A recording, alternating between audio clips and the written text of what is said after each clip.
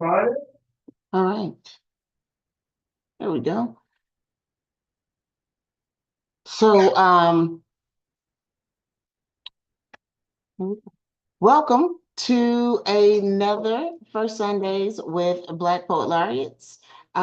We definitely love having these moments where we get to share a little bit of life and what it's like being a poet laureate. And we get to share some poems. Who doesn't love sharing poems?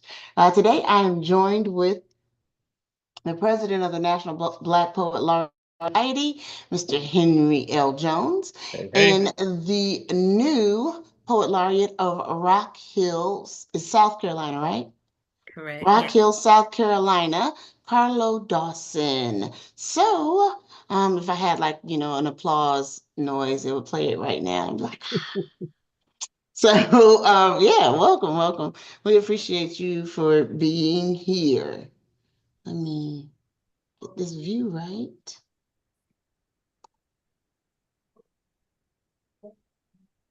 Mm, there we go. Okay.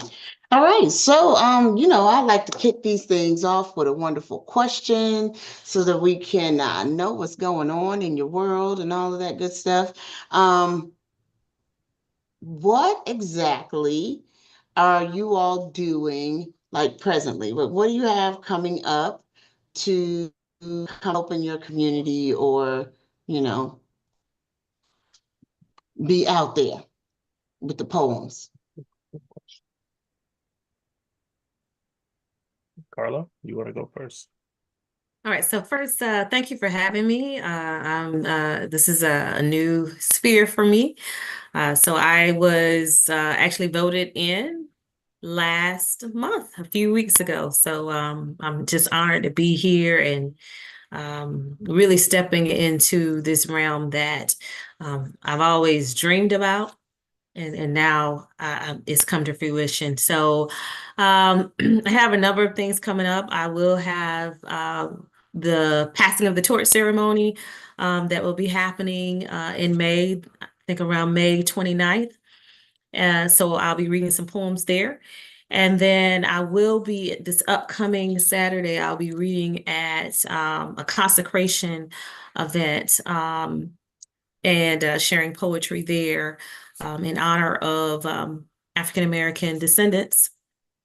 So I'm very honored to be a part of that as well.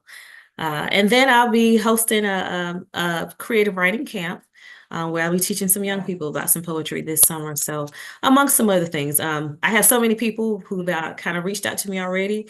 So I'll be doing some Juneteenth events as well. I've done that as well in the past because I also do storytelling. So I'm a historic dramatic interpreter, and I do storytelling around the nation also. So I'll be doing some poetry and some storytelling this summer too. Yes, I love that. I started looking into like how to bring the moth to my city and because I've had so many people who hear a spoken word artist in the city and they're like, oh, so you guys are gonna do the moth. And I'm like, no, we've never actually done the moth, but hey, let's see what we can do to get it here. So That sounds good. yeah, I'm excited. Trying. Um, I'm Henry L. Jones, the poet laureate of Hendersonville. And what's going on here? I'm working on still the film of my poem in this season, which appears in our first anthology, and getting more people together. A lot of details, more than I realized, but I'm not too bashful to look for people to help me when I don't know something, you know. Mhm. And what else? An anthology. This was something back in 2019, 2020, where I reached out and did a contest. And my ultimate goal of the winners of that contest is to publish a book. But they weren't enough people. I mean, it was a very slim chat book. That's what it would have been. So I've reached out via these open mics when I was doing monthly open mics before we got our bad weather, and found numerous poets that are excited about sharing their work. And that's where I am now, to open up the or enable a way to reach more poets using technology. So this is Mhm. somewhat of a hybrid type forum, Okay. because we were at a coffee house, and at the first, huge, we filled the place, then slowly the numbers dwindled. And I said, I got to keep this energy up and bring more people. So that's what I'm looking into, the hybrid, where I'll be interviewing poets and things like that. Okay. Juneteenth, last June, for Hendersonville, I read at the Rotary Club.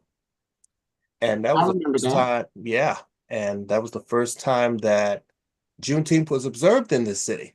Mm. So this Juneteenth, we're going to do it again, do it at some other locations, and connect it with my film, because I'm looking for the different cast members and so forth, because um, it's just that you have to over market here, I notice, and connect people, because poetry is just one of those things you got to get people excited about and keep them Yeah, yeah, excited. and It's hard, no matter it's where you are. hard sometimes. I know Exactly, exactly. So, we've but got Southern Fried coming Southern Fried, yeah, to Knoxville. Yeah, Southern Fried, the poetry slam. right, And right. just making sure that like people who are excited about poetry and know what it can do for their lives, for their businesses, all of those Yes, things, like yes, just constantly trying to get people to understand that poetry now is not the poetry that they always knew. um, exactly. that it's more interactive. It is more storytelling, and that the poets that are involved in that need to be and can be hired to change the focus of your business and all of that good stuff. Mhm. That's true. Yeah, like want to get people pumped up about it. So, now Henry, your term just keeps being extended. Are you going to be the forever poet laureate of Well, Henryville? well, that I'm doing work. This is something that, in terms of long-term poet laureates, that's something that's reflective of Tennessee. Maggie Vaughn, I believe she began, well, first, let me back up. Nashville's first poet laureate was Harriet Bias Insignaris, Dr. Harriet Bias Insignaris, and she was inducted in 1985. She passed away in 2015, but that was a long term. And also, she was the ambassador of letters from the 70s for the state of Tennessee. Then Maggie Bond became Tennessee's, well, yeah, Tennessee's poet laureate. And she has been there probably, I believe her term started in the 90s. I'd have to look that up. So this is just something that happens. I'm continuing to do my work. In Murfreesboro, they have a different program where it's 2-year terms, but in other parts of Tennessee, well, then you got Knoxville and so forth. But there are other states where the poet laureates have long terms, because people have asked me that, and I said, well, maybe it's a need thing, because I joked around about becoming a poet laureate during COVID, which wouldn't be fair if you had a 2-year term. Right. But I became poet laureate at the tail end when things were slowly opening in this city. Mm-hmm. In fact, Mhm. our library had been closed, and that's where the induction ceremony took place. And I think thinking back, I said a week or two prior to the ceremony, because of COVID, the building was closed. And Yeah. so my first goal was to get people excited, because I was like the poet in residence at the library, get people back to the library excited about poetry. And I'm still here doing things. And Yeah. I think connecting with the it's working. library is crucial. Um, so Carlos, Yes. Yeah. in your city, where does your Poet Laureate program come from? Is it from the city, from the library, from the Arts and Culture Alliance, or? So it's actually through the city, and there is an actual poet laureate committee. Okay. So I was a part of you apply. And but yeah, they have a vetting process, and then the city does vote on that poet laureate. Well, Okay. that's the way it's here. That was just my home base for that first year at the library because the mayor, it came through the city. But Okay. my place where people could find me was that the library, and that was just for 21 to 22. I mean, I'm just But a I regular patron and I Oh, do I things around the apologize, city. Henry. Yeah. Sorry to interrupt.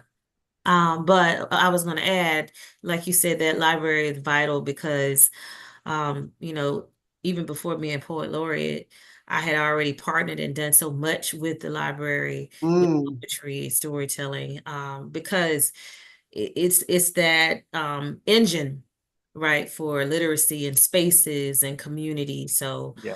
um, I definitely plan to do a lot and partner with them. And I already do like a storytelling festival that I host with the library. It's a national storytelling festival through it's called Patchwork Storytelling Festival. Hmm. And so definitely plan to have some poets come and share there too. So yeah, it's key. Yes, Absolutely. very much. Oh, well. All right. Well, that being said, we know that I know we're going to hear some great stories out of your poems. So let's go ahead and let you get started by sharing a piece with us. All right, so I'll share a piece. This is a piece, I just feel like grandmothers are just so powerful. Um, I just could praise my grandmothers all day, every day if I could. So this is a poem that is entitled "Ode to My Grandmother." Rising at the break of day, she in her field turns soil. Corn, collard greens, and cabbage returning the deeds, pulling rebellious weeds, squashing pushy, wearisome worms, sweeping her yard of gravel, grit, and dirt, grandma turning her lined face. 90 years wrapped up in a checkered scarf, underneath unstraightened hair saved for Sunday's best. Day in and day out turning. In a cloak of flowers and plaid, she cooks biscuits and gravy, macaroni and cheese, and collard greens for the children. Hers, not hers, a sister's, a daughter's, loving them kids, beating those kids, washing these kids in one metal basin, greasing and brushing their unruly hair so the naps will behave like good little slick waves, lathering gobs of Vaseline on their cracked elbows and ashy knees, making sure all the tar is gone. Nowhere to put 'em, their mamas say. Bunk beds, two to a bed, Bible beside bed, in that small back room. Chicken pox, influenza, and diarrhea take turns. But doctors won't pay that bill like wisdom will. You live, baby. Drink some cod liver oil. Turning. In the summer sun, the house heats like that switch to your hide when you done sassed Miss Amy. Knowing bottled Coke sweet and chill will ease the pain. Then winter comes and the house ices like grandma's perked brow when you know better.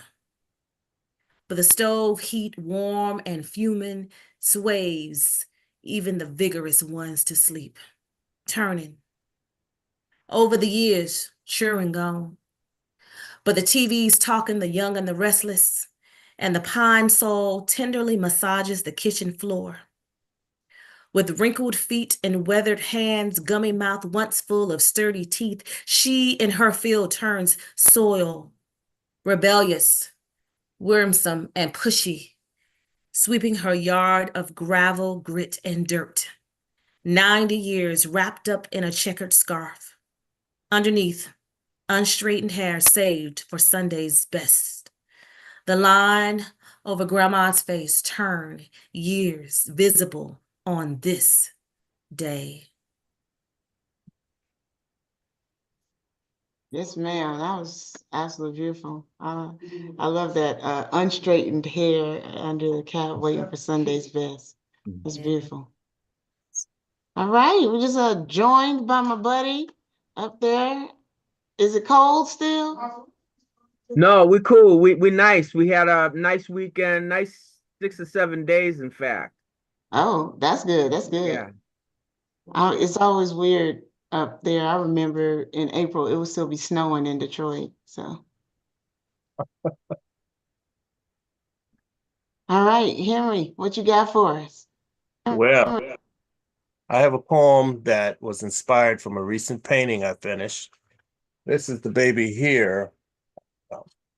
It is titled "The Seeker, the Seekers of Rivers," and it's for a book cover of a scholar, Dr. Kevin J. Hales, that reached out to me about submitting some poetry, an image for his book, and he told me about it, and I want to get this right, in CBD.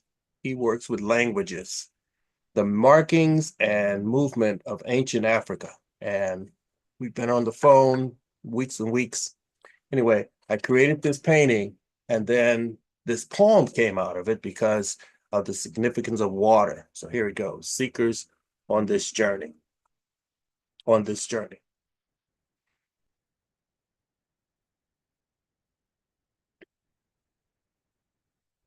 Green, envious eyes staring into currents seeking the depth where sacred streams flow and ancestors swim beside stray catfish, listening and applauding old stories told, together lost in furloughed time where the past becomes almost like myths, unspeakable symbols held in disbelief. They dance, stirring up wet earth until they can't see through the mud, covered in the shame of forgetting. So no one dances anymore, not even the griots. Where have our traditions and stories gone? The elders whispered and wondered, while sitting on rocks along a shore, trying to find the right words to keep telling our stories a new way. For thirsty ears of tired children, eager to hear bedtime stories, to sleep well and awaken ready to run onto a future path without fear.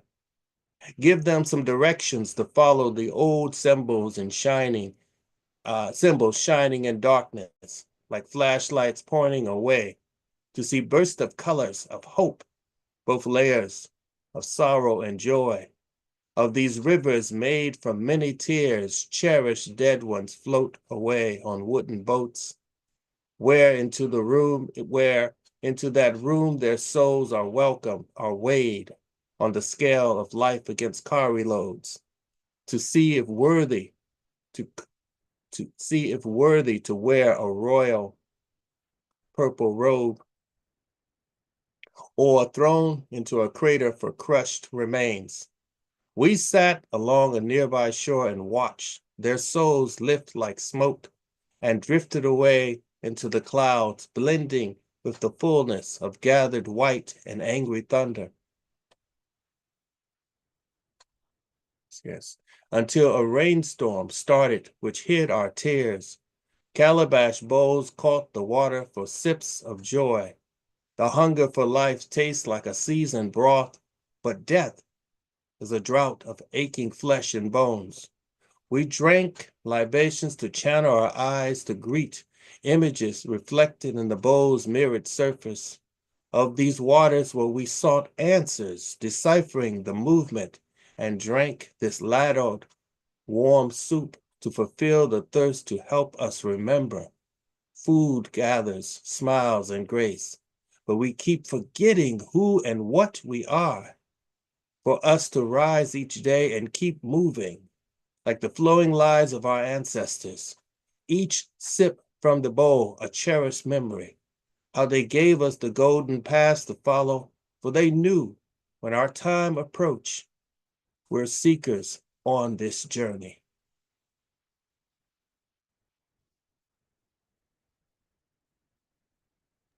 Yes, sir. I love that. Okay, you use a word in there that I don't know, so you're gonna have to tell me what it means. What is calabash? That is a bowl. That is a gourd that is turned into a bowl and is used in a lot of libation ceremonies. Oh, And okay. in So I've seen that. CBD, I just didn't know what it was called. It's called. yeah. And when you write and you wonder, should I use this word?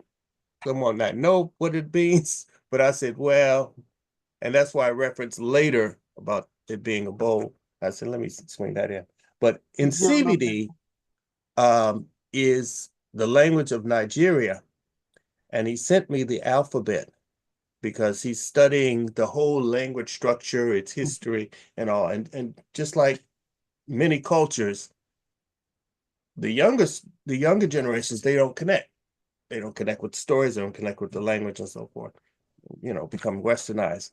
So his book is it's investigating the markings and movements of how development the language started historically, how it's been used, and me loving languages, I was really excited about hearing about Nigeria, that element of Nigeria, because mainly Nigeria we hear kind of bad stuff, but the culture, that's what excited me. And then learning symbolically what was common in Nigerian literature. And that's when I grasped upon certain colors and water. That's why I was putting that in the actual piece, Cool the piece. painting. I love that.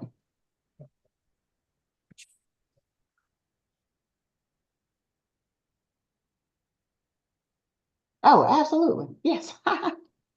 So, just speaking would be Henry L. Jones. He is poet laureate of Hendersonville, Tennessee. Well, I don't know if he's down in the corner. This other young gentleman here is Terry E. Carter. He is poet laureate emeritus of, I'm gonna mess it up again. I know you're in Massachusetts. What part? I always It's forget. it's Medford. Medford. Yeah, Okay. So I have a friend from New Bedford and it keeps throwing me off. Okay. But you're yeah. in Medford, Massachusetts. Medford, Massachusetts. It's where Tufts University is located. Tufts. Tufts. If that makes any difference. I yeah. Yeah. I've Hallelujah. to a couple of people from Tufts. Yeah. But I am Rhea Carmen and I am Poet Laureate Emerita of Knoxville, Tennessee. And Um, and the and director for the society. and my sister who read first when I first got on, I don't know you, and I want to.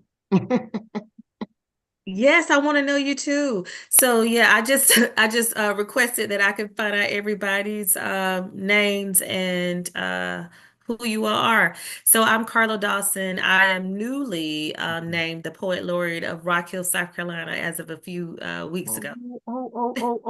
okay. Oh, yeah, I remember the Hey, announcements. I remember it when Andrew told okay, us all Yeah. about you. Yeah. okay, player, okay, player. Yeah. Hey, Oh, okay. And sorry, there's another person on here. We can't see him, and that's why I forgot. Okay, so Joseph Woods is on, also known as Black Atticus, and he is the current poet laureate of Knoxville, Tennessee. Awesome. yeah, yeah, So, congratulations. Thank you. Thank you. Great so to be in Mr. the number. Woods, are you going to come on camera and share a poem with us? I certainly will. Let me pull off the exit here. I'm in the car. Uh, Hey, Be safe. Be safe. We're gonna let Terry go before yeah, you. yeah, yeah. Sounds good. Sounds good. All right, Terry, you want to share something with us? Yeah. So I'm finishing up um, book 7 and getting ready to publish again. And I'm feeling I'm in a very I'm in a I'm in a I'm not homebound, so to speak, but I'm in a kind of a regional place, right? Talking about stuff that goes on in my neck of the woods, right? So there might be some references that are like, like real local, But poetry is like that very frequently, especially among us, because home is, you know, the closest experience, and the closest experience is the one that you write about with the most zeal and the most, you know, capability. So this piece is called Corner Lot. Standing at the apex of Arlington and Jerome, trying to remember the black and the brown and the tan. Ronnie and Otis used to live in the big house on the corner lot. It's probably changed hands half a dozen times since then. Current owner's been there for a minute. He's good with his hands and knows his way around wood and tools. Place has been gussied up quite a bit. Picket fence is off-white, but if you know, you know. Asian kid in a Tufts hoodie just whipped by in a helmet and rollerblades. Didn't see much of that back in the day. The university sort of hid on the hillside, trying its best to be a baby Ivy, but the co-eds come here all the time now. Basketballs, tennis rackets, and pickleballs in tow, on bikes, benzos, and rollerblades. We used to bust ourselves up pretty good on rickety metal skates with clunky keys and leather straps. Nothing a little Vaseline and Mercurochrome couldn't handle. How did Henley put it in Invictus? Oh yeah, bloodied but unbowed. Not too many white and off-white kids hanging out down here back then. It was as if the invisible lines drawn to keep us in sometimes kept the other folks out too. Now they've pretty much taken over. Duggar Park, the Roan tennis courts, the Hervey schoolyard, and 100 addresses on Arlington, Lincoln, and Jerome. A host of our remembered places, so few of our original faces.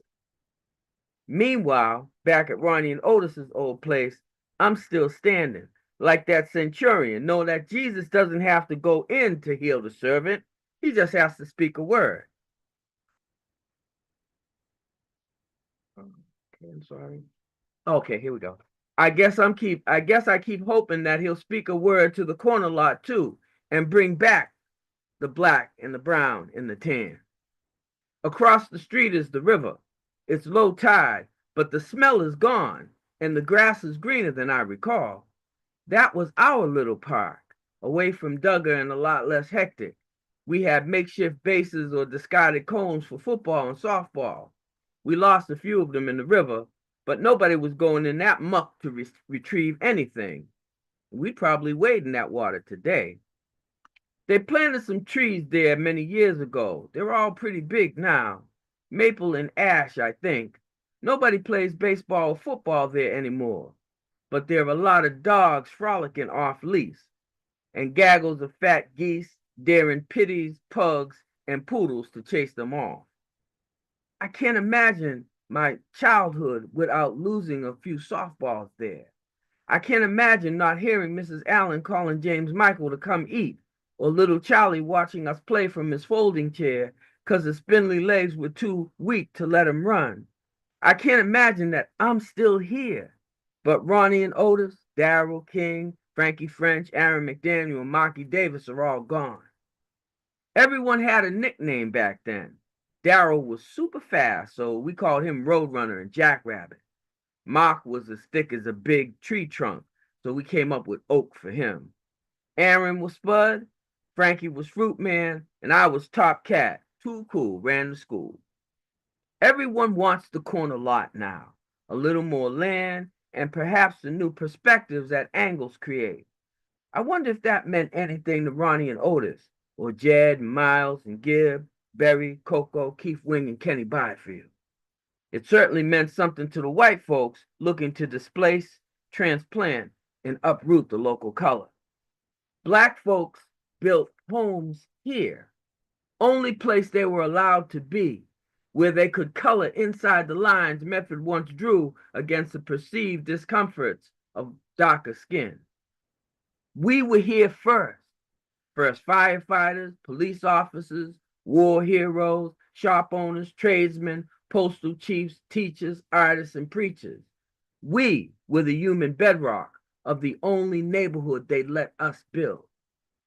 The old church is gone. Nelson even changed the street number from 33 to 35 Lincoln, as if to erase the fact that the original Shiloh Baptist ever existed. But if you know, you know. The corner lot still has a cornerstone, 1900. And Nelson couldn't do nothing about it without a more draconian demolition. 2 more condos in the house of the Lord. 2 more houses that us first folk can't afford. 2 more dismissals of the blessing of his word. 1 more holy stone rejected and ignored.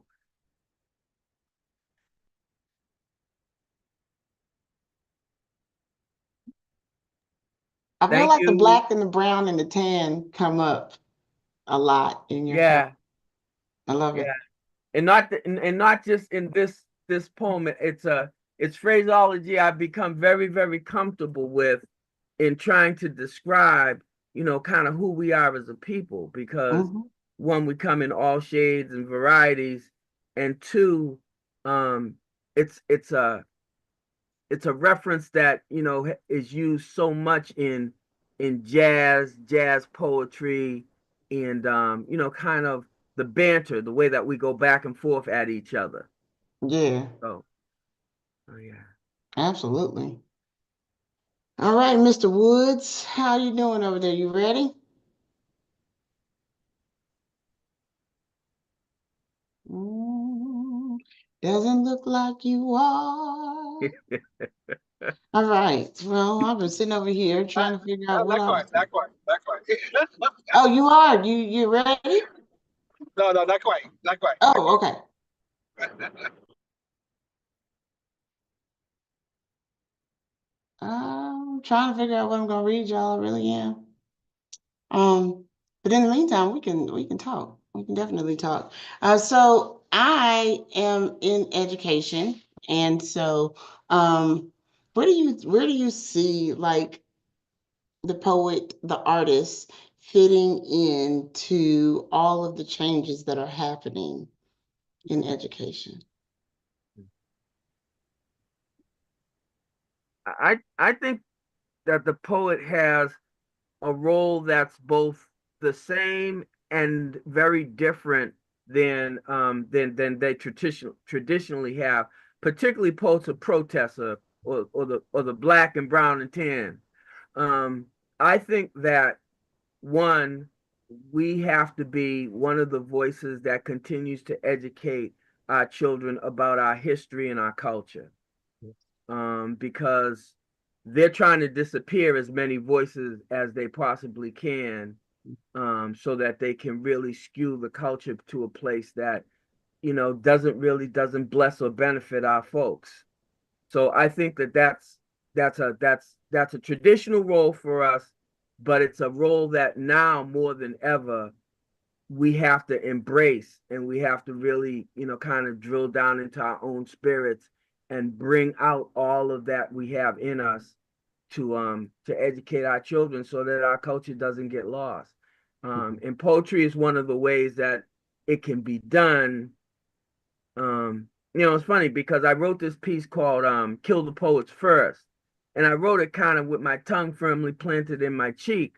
But I'm not so sure if that's not a notion that there are some that might embrace at some point in time. Because our voices can say things in ways that no other voices can say, Yeah. that really, really are all about bringing down these systems and strongholds of dehumanization and cruelty to our folks.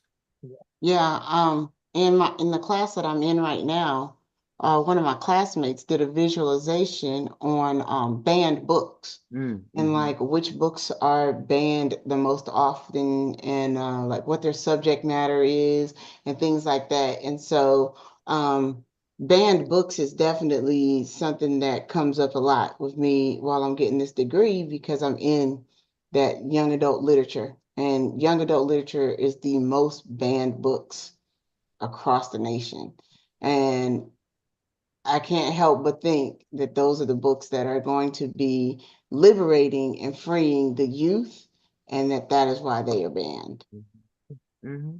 Yeah. And so, like as poets, we find a way to say what's in a book in in a shorter amount of time, right? We can Mhm. give them stuff. We can give you a whole book in a poem. Well, Mm-hmm.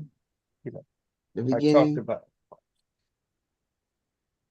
Say that, Henry. oh, I mentioned last year with Juneteenth, we did it for the first time when I read this poem.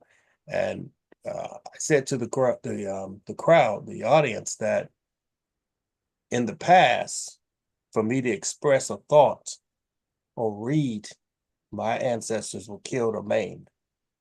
And to be there is just it's me maintaining that legacy of self-expression. And I think that we're reaching this point, as Terry said, and even you, Rhea, we're going to have to truly become more steadfast of making others remember our past, Right. fighting for that which is trying to be taken away. Mm-hmm. And apparently, I was at an event and the banned books was mentioned, and this editor of a publication, she had a list of banned books, but then she let us know that every year they add books. So there's a website you can see more and more banned books, which makes sense because ongoing we have published authors. So you have the traditional ones which are banned, but then there are other books. So Yeah. some of us in the future, some of our books may become banned because we're trying to open minds and trying to Yeah. make people remember. And then stress the importance of getting them to see what's going on. And, Mm-hmm. and I'm going to add to that, getting them to express themselves, because with this new AI stuff in art, in poetry, now with submissions, no AI generated poetry. I'm like, who's out there using AI to write poetry? You know, I thought to myself Oh, when I plenty first of saw that. people, honey. Yeah, Plenty of people. yeah, and I think we have to tap into these young writers' minds and hearts and say, look, don't use AI. Get inside you, get inside Yeah. your experiences to Yeah. express this. You know, it's not a commercialization. It's more of a spiritual journey, Mm-hmm. and That's you're good. going to carry on our legacy just like we've carried on. We grabbed the baton. We're going to give it to you, but Yeah. we And don't we want need to give it to an people who AI entity. are writing real stuff. Like we need people who Yeah, are writing real stuff. exactly. Like to Real. me, it's one um to tap into AI for, some just run of the mill stuff. But when we get to the hard stuff and change stuff, you can't tap into AI for that. AI doesn't have the capabilities. So yeah, absolutely. Yeah, All right, I found a just poem I wanted to read. Yeah. oh, okay. I was gonna Oh add no, on. go for it, Carlo. Yeah, I was gonna add on to that I concur with everything that's been stated so far. I have been in education for 23 years, and I taught creative writing for over 20 years, over 20 years. And one of the things that I remember teaching the students is research showed that the number one job that will be around for generation to generation is the poet. Mm-hmm. So the power of the poet, like you said, from every generation, you had the Shope, you had the griot, you know, you had these storytellers in every generation. You will always have these poets that will be around. And so that tells you the power of poetry. And I think it's just so important that as we stand as in this role as poets, that we, reach down and continue to share this gift with the younger generation, so that they can understand that this is powerful for them. And as you said, Henry, it's important that they know that, yes, AI can be fine for menial things, but when it comes to the heart of who we are as human beings, we have to make sure that we tap into that emotion, because poetry is like nothing else. Right. The way that the phrasing is like nothing else. And if you lend that to this machine, then you're losing the essence of our humanness. So I think it's pivotal that we continue to just spread the power of words, and how that phrasing Yeah. lends power and gives voice and gives It gives all the things that we need as human beings, Mhm. right? That equity, that voice, that presence. Um, so yes. Yeah, absolutely. So the reason why it took me a minute is last year is when I did that one woman show. And it's called When a Teacher Breaks Free. When I got a loose from just the system and I still work for academia. I work for university now, but I'm not in the middle school classroom or the high school classroom anymore. And so I'm making teachers now. And so now as in my process is just that connection to students and not trying to make cookie cutter students, but to make thinkers. Because that is what, it seems like we're missing. We're not actually creating thinkers, we're just creating people who can pass tests. But anyways, this is one of the pieces from the end of the show. And yeah, it might not sound like I'm talking about teaching, but I kind of am. Fear can make you do some strange things. Nobody really comprehends. I don't always understand, can't always make sense of terror. But what are you afraid of? Heights, spiders, snakes, water, or something else? I have a fear of slugs. I know now that my fear of slugs comes from something deeper. Their ability to go through life bare, no covering needed. Slugs are unapologetically slugs. Every time I see a slug, I do everything possible to eliminate it.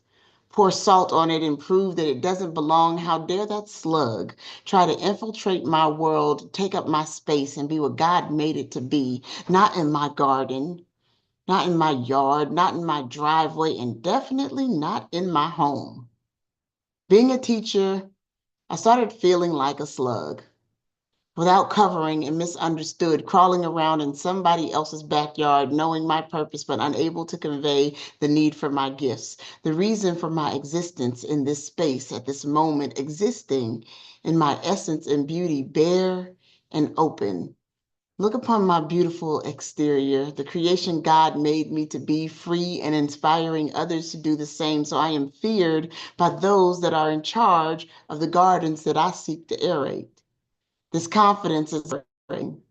It may be terrifying for them to know that I am the daughter of queens and kings, warriors and generals are in my heritage. I know what I am here to accomplish, and my purpose is to dig into the soil and provide motivation for growth.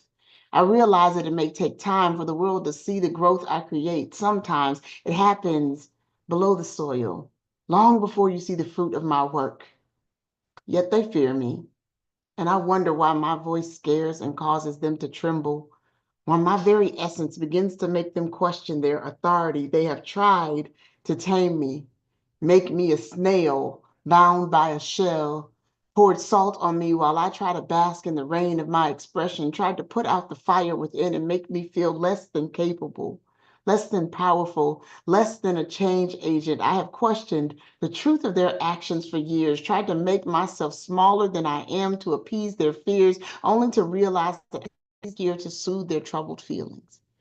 I am meant for more than this matrix. There are galaxies in my future, and their rectangle is too rigid for my expansion. I am a breaker of shackles and deliverer of minds. My purpose is more powerful than they could ever imagine. So I just keep singing. I think I understand why they fear me. Question why I am here without looking into my power or tapping into my power or just accepting my power, but fear only exposes insecurities. A fear of the slug doesn't take away its purpose. It only puts on display weakness and an inability to accept the beauty in our differences. I'm already free. And what you mean to break me will only expose a system willing to do whatever it takes to block out the light that radiates from my essence. But darkness will never overtake the light. It will only push it forward into destiny so that others can see the beauty in my purpose. I see now that you are afraid of my freedom. my ability to transcend classroom walls and expose the truth of your system. Because when I get free, I can come back and take everybody with me. Transform the matrix and free minds, because that is what happens when a teacher breaks free.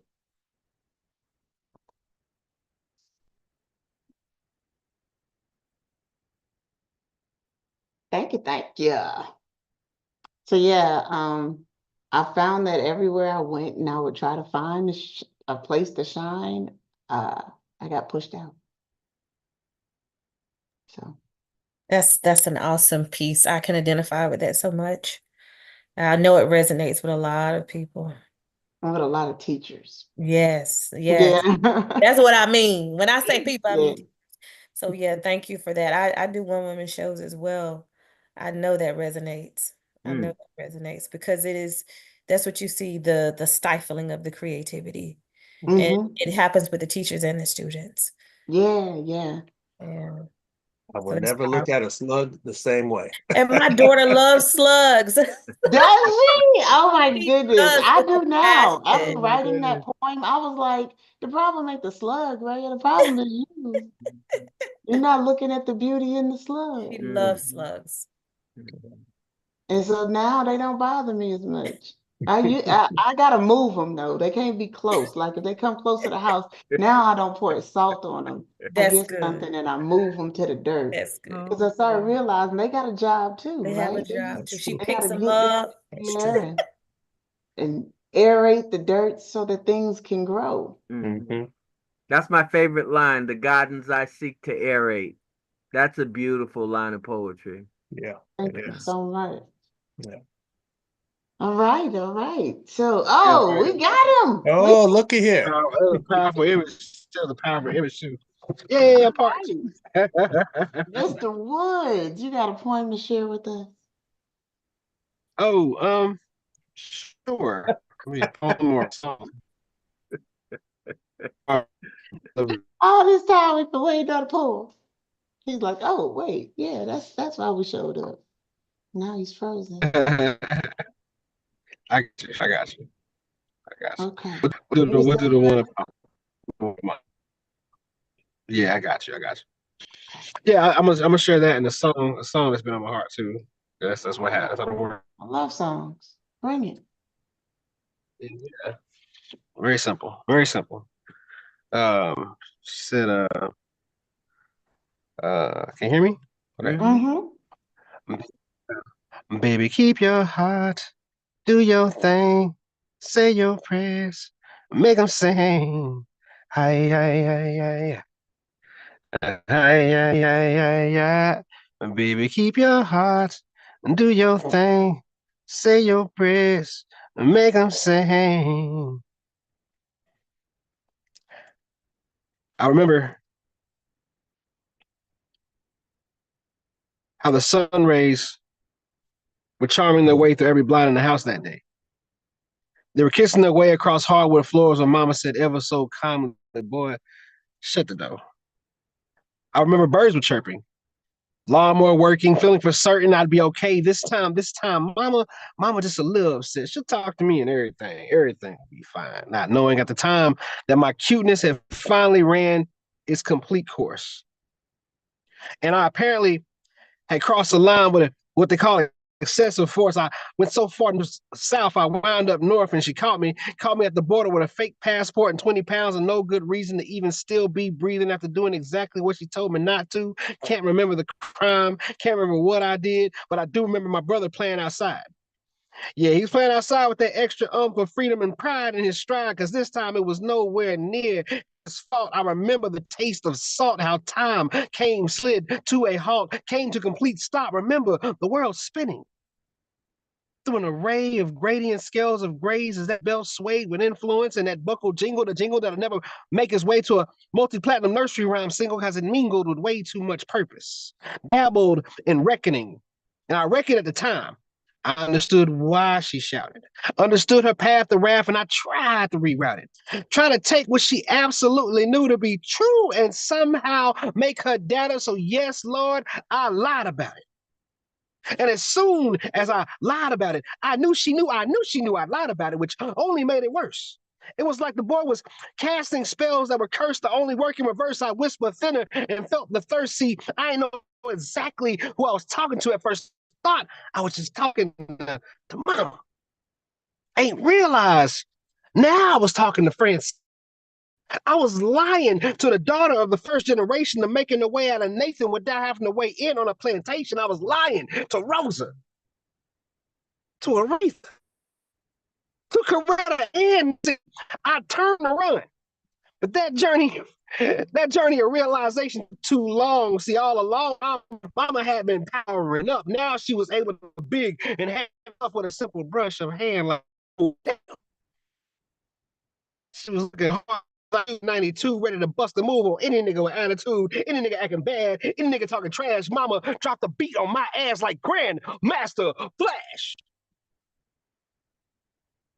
Baby, keep your heart, do your thing, say your prayer.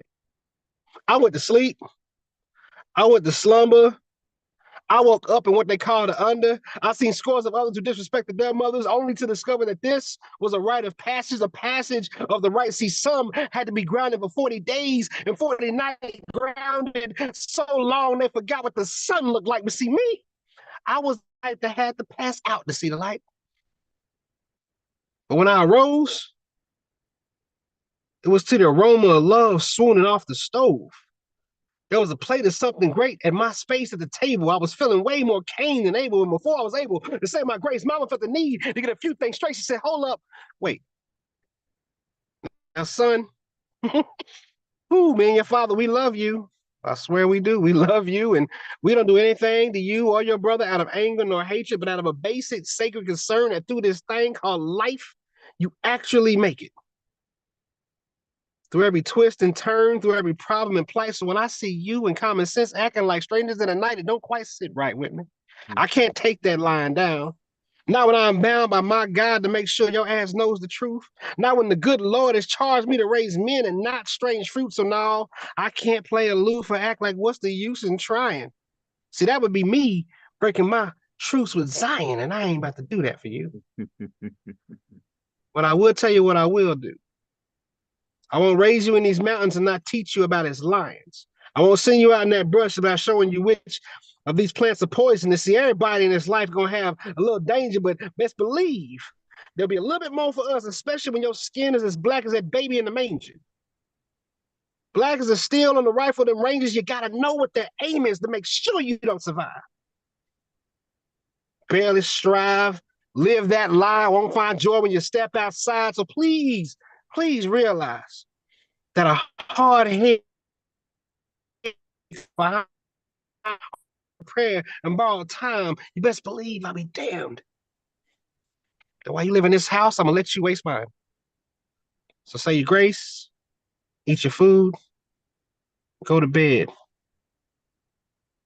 But baby, keep your heart, do your thing, say your prayers, make them sing. Thank you. Yes, Lord. Yes, Yeah, Lord. yeah. There's more bars in the Yeah. penitentiary, Thank you. brother. Thank you. See, got more bars in the Mm-mm. That's a bar. That's a bar right there. Yeah. Thank you, please. Yes. Yeah, that was fabulous. That was Lord. fabulous. Yeah. Yeah. I Thank you, love sir. that Thank you, piece. sir. And Mama Woods, we had that in common. We was raising two boys, and she would always give me advice. Right, two boys. Because Right, I two think I boys. told Isaiah the other day, I said, you don't run out of cuteness. You in trouble. Oh yeah, yeah, the Trouble cute now. is over. Like, oh man, Cute they is can't get you out over. of no more trouble. Like, oh man, the cute is over. Oh yeah, yeah, yeah. We got two grown, two grown. Yeah, what's really funny is when you talk about. I remember one time I ran for the city, and father pops gave me a ride. Pops gave me a ride. He was insisting. He was insisting on doing that. You know what I'm saying? I already had my car. I was doing my thing, but he was just like, we'll go together. It's like, all right, man. So I ride with him, man. And of course, in the whip, he's playing like the OJs. He's playing like, playing what he feels. He grew up with, man. And I remember getting up going, man, like, yeah, I rode all the way over here with Black History. You know what I'm saying? And like, I don't know if it's something magical or anything. There's something a lot to be said about people that know themselves and remember themselves. You know what I'm saying? And like, it's it's almost like, yeah, just being who we are, doing what we do is doing, like telling the story, man, and like. Uh-oh. I think we Oh might have no. lost. Yeah, I felt him Oh, breaking up. Yeah. yeah, Mhm. yeah. There we go. But yeah, I Oh, it's all good. Yeah, it's all good. okay. It Thank dropped you. over. Yeah. I would say I figure as much as with us reaching this level of laureateship, we've all had the experience of, doing our thing one day, and then somebody comes back to you years ago, like, oh, I remember you at such and such. I remember when you did this, this, and this. It's not. We would never actually know the range of, what I'm saying. You throw a rock in the water, you don't get to know where all the ripples go. That We right don't get. there. We don't get to know how many lives we gonna touch. That's not our job. Our Right. job. Yeah, we just take care of this craft. We take care of this energy, and we translate. And you've done your job. Yeah. You've Yeah. done your job. Keep telling Yeah. them stories. That's a great usage of the word translate. Yeah. Like Yeah. as a Yeah. mathematician, when I think about translating or translation, it's a moving, right? It's a shifting, a sliding. And so I think that that's what we do. We find a way to move things Yeah. from where they are to where they need to be, and we do it with words. It's Mhm. pretty I like powerful. that. Mhm. I like that. Mhm. When non-poets, and I'm sure you guys have probably experienced this, you read a poem or some poems at an event, and then non-poets come to you telling you how they enjoyed the poems Mhm. and they actually remember certain verses that touch them, that reach them. Oh yeah. That's exciting for me because I'm like, oh, okay, yeah, and I know it's common amongst writers. We hear certain lines and say, oh, yeah, because the images are being triggered. But when non-poets, non-writers Yes. connecting like that really thrills me. You know, Yeah, you that's what I said blah live blah blah for. blah, and I was like, oh yeah. That's sweet. Yeah. Absolutely. Yeah, it's an honor. That's what I live for. Um, as much as I love doing poems and poetry in front of poets, I'd rather be in front of 10,000 people who don't write poetry. Yes. To inspire and maybe get them to pick up a pen. Trying to create poets out here is what I'm doing. So, Yeah, or at least share what they've been sitting on too long. And but mhm, I think, like, I love that we have this society, not because it's necessary, but also kind of is a good beacon and reminder. Me and Ray are being here in Knoxville, Tennessee. Oh Lord. But I'm telling a black story. I'm telling a story from the black experience, right? And mhm, I know she can attest to this. What I love about poetry is you never know who is it affects, man. You know, yeah, I'm telling stories about. I'm telling stories about, we call it cracking, we're snapping or talking jokes, just cracking on each other, right? I'm Mhm. telling a whole story about cracking on shoes, talking bad about the shoes, man. We cracking on shoes. Like, I'm going, and I remember we was at the corner lounge. Man, it was like a 6-foot biker, white dude, bald head, tattoos. You know,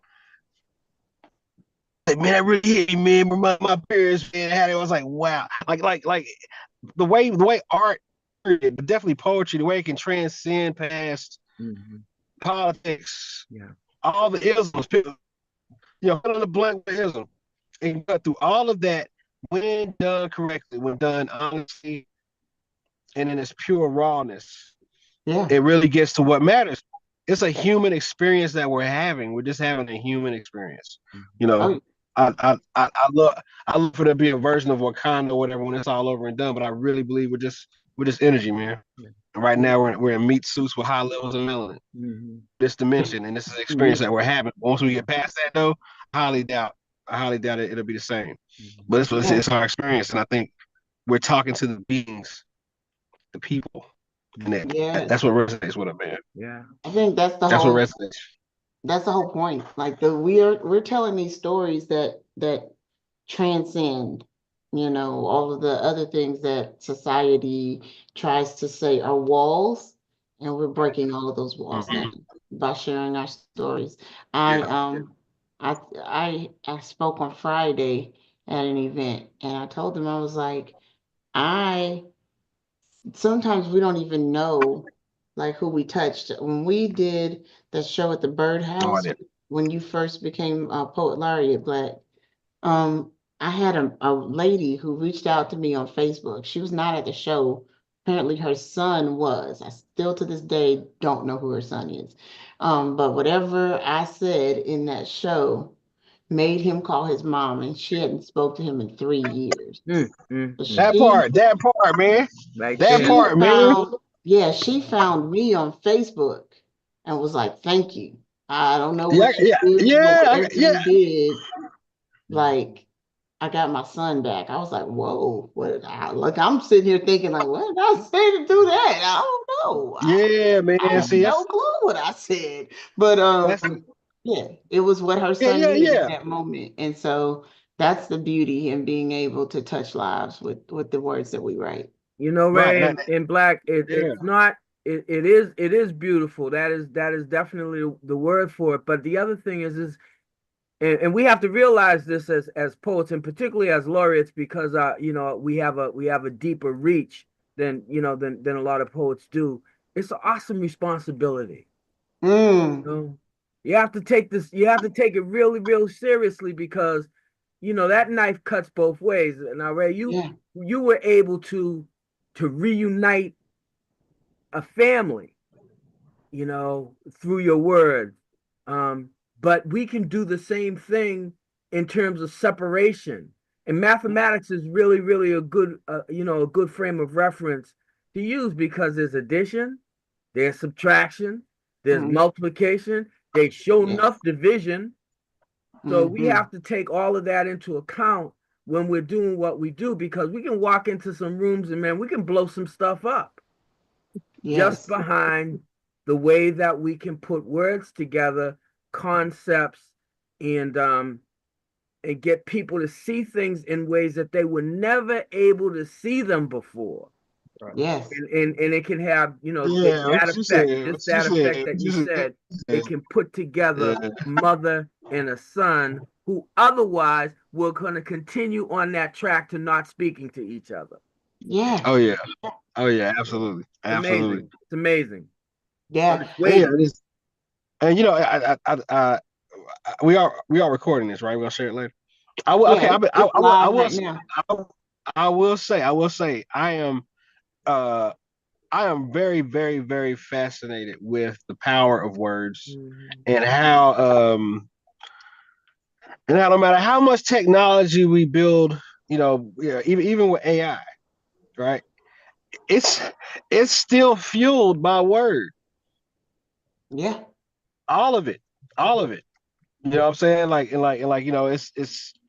It's of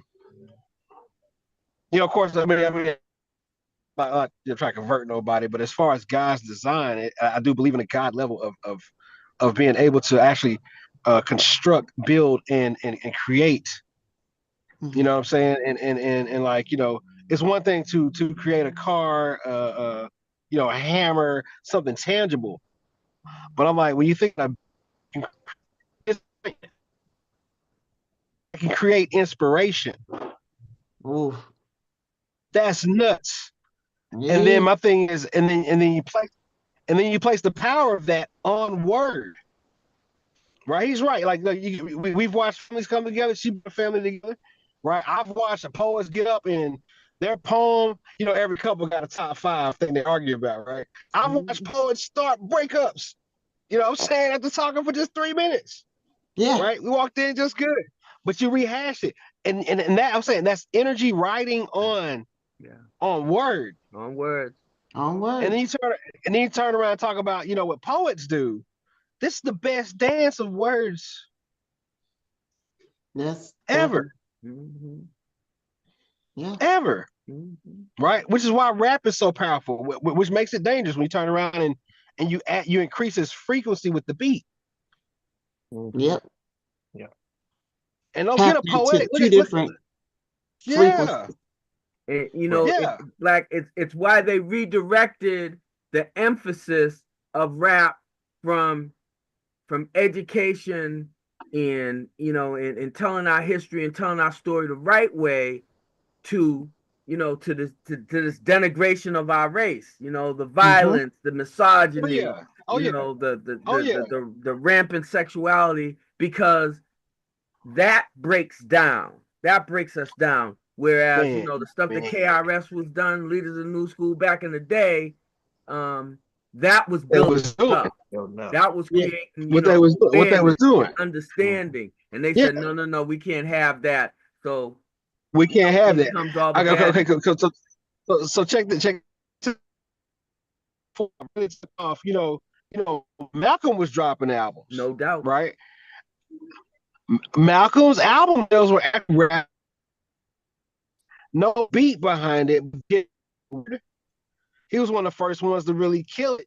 And of course, we already know the Last Poets did their thing too. But as far as album dropping, and as far as like what Black America was feeling at the time, they couldn't trust they couldn't trust the music anymore, which is why word was selling so. And then you come along with hip hop, and we can hear the clarity of every single rapper, how they talk. They spoke very, very well.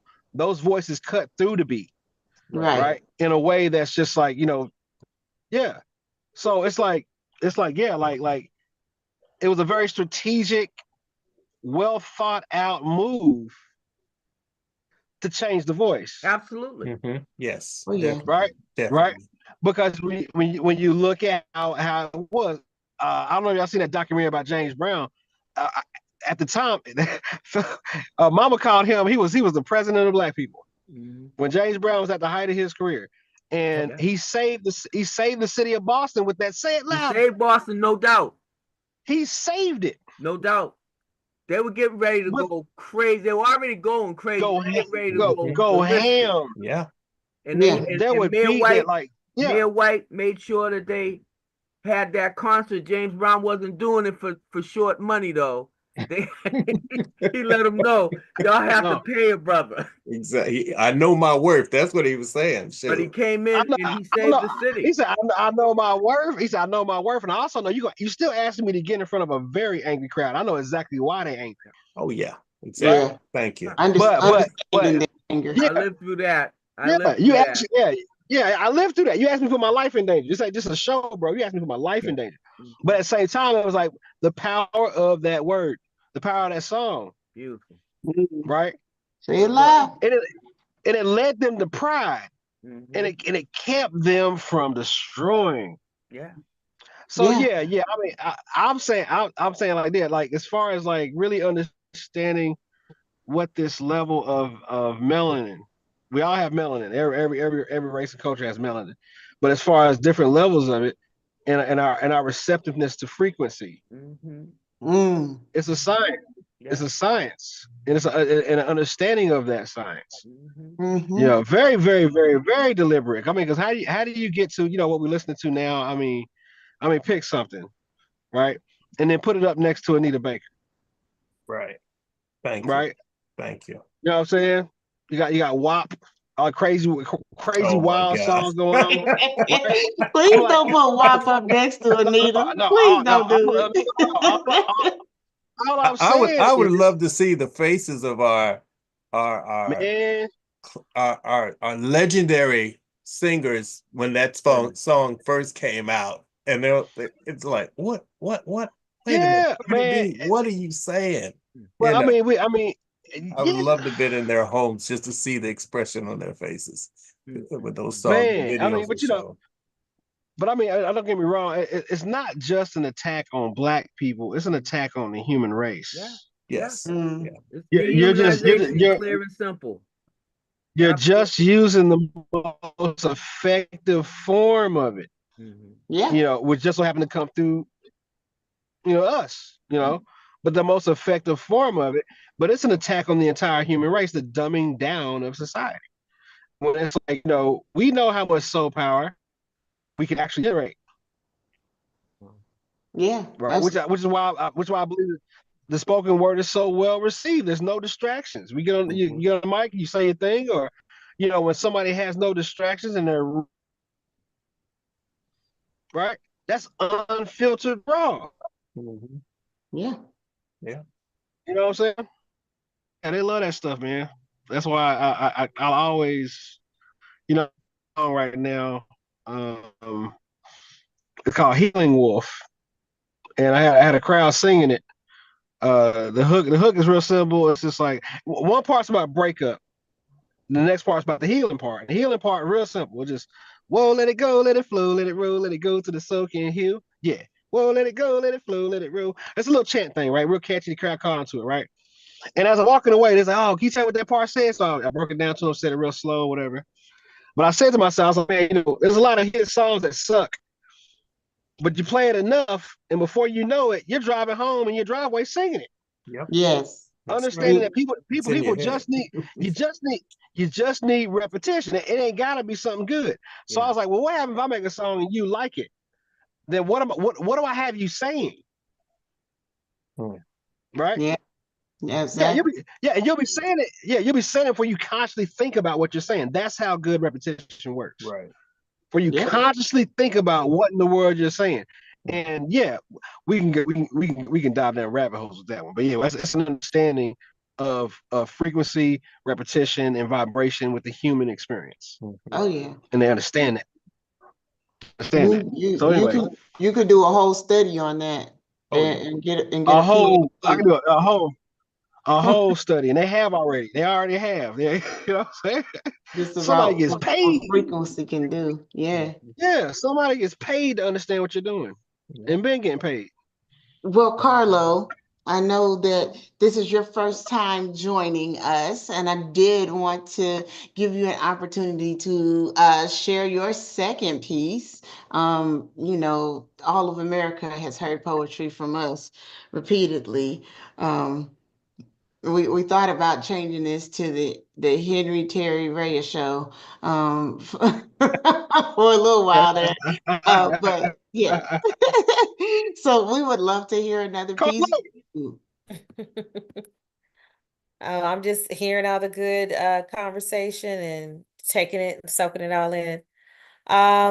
So this next piece is actually from my poetry book that is called Semblance of a Footprint, and it's about grief.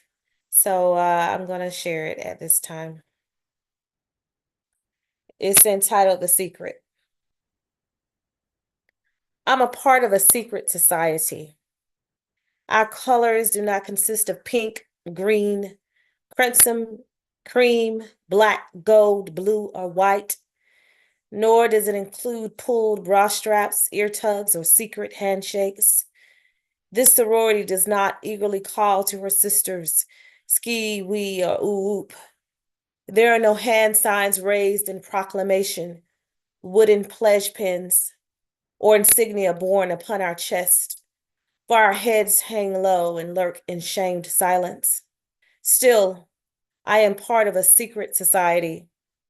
The profiles have hazed me far beyond 1 week.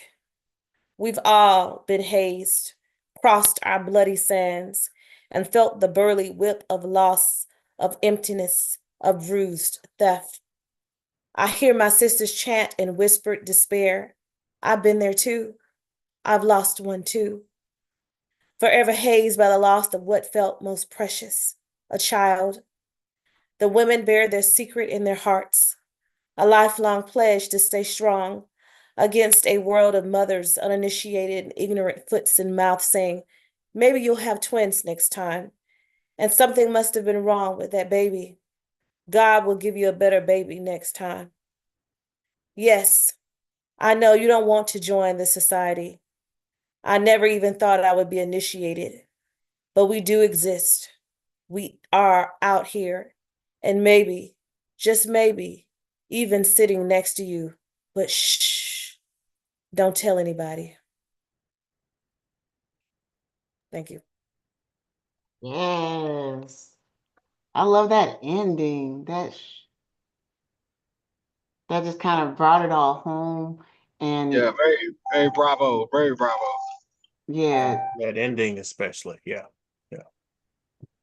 made us all like slow down. It's like that just brought like a peace, but also like an ear weight in there. Yeah. I appreciated it. Thank Well, Carlo, welcome Thank to you. a Thank you. wonderful group. We do have the National Black Poet Laureate Society, Okay. and we are increasing the perks of being a part of that society. So definitely would love it if you would join us. I tend to post it about once a month after these, to get more people involved in the society and paying dues. But we are a not-for-profit and got all that paperwork in. Henry, I don't even know if I had told you that, but we got all that paperwork in for the not-for-profit. And yeah, we're just moving now. Getting ready to apply for some grants so that when people participate in these first Sundays, we can send them a little love offering for participating. And so that will be coming soon. We have our first anthology, which Oh, good, you got a copy, yeah. yeah, I got one. So let's see if it'll show, hopefully. Come on now, camera. Put it back here. Okay. There we go. Our first anthology. It's 22 Black Poet Laureates in this first volume. And we are working on volume 2 now. Hopefully we'll be able to put a few more because now we have more Black Poet Laureates in the group. But you do have to be a member of the society to be in the anthology. So definitely you can be in the anthology. You know, get discounts on ordering copies. Discount now. I have agreed to do a discount for BPLs if they wanted to turn any curriculum into an online course so that they can use that to generate funds as well. So we're doing it slowly but surely. It's getting there. Give us 10 years and we're going to be doing it big, making that big money, and then I can retire. That's the hope. All right. Well, thank you guys for joining me. This was a good one. Beautiful Guys, thing. we actually Beautiful had two thing. other poets. That's right. Wasn't Joseph, good to see you again. Carlo, good to Carlo, meet so you. nice to meet you. Great to meet you Yes. all. Yes, and we will be in 2026 doing a conference. So I got to get those dates. But we're looking at the date 2026 doing a conference for Black Poet Laureates. Mhm. So we'll finalize some dates here soon so that people can put it on their calendar and then we'll start planning out. I'm thinking like a 4-day weekend, Right. like Friday, Saturday, Sunday, Monday. Hallelujah. All right. I love y'all. Love y'all so much. Thank you, Love you too. everybody who is watching now or will watch later. We appreciate you. Show love to your local poet laureate and every poet laureate in every city that you ever step in. We are making changes out here and making history. Give me a second, y'all.